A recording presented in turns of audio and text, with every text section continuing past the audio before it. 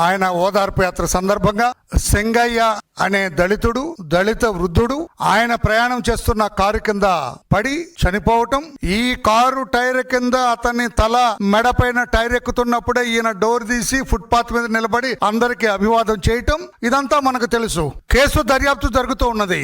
FIR issue చేశారు. కారులో ఉన్న వాళ్ళని కూడా బాధ్యులను చేస్తూ ఎఫ్ఐఆర్ ఇష్యూ చేశారు. జగన్మోహన్ రెడ్డి గారు ఎందుకో సింగయ్య కేసులో దర్యాప్తు అంటే భయపడుతున్నాడు ఆయన. I don't know why. గజగజ వణుకుతున్నారు.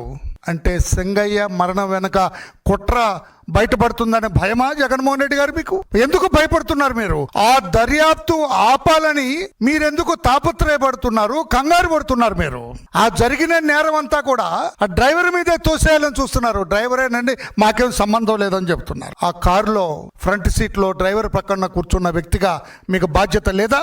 మీ కారు కింద ఎవరన్నా పడి ప్రమాదానికి గురైతే, గాయాల పాలైతే డ్రైవర్ పక్కన కూర్చున్న వ్యక్తిగా, తాత్కాలిక కారు ఓనర్ గా మీరు అక్కడ కూర్చున్నారు.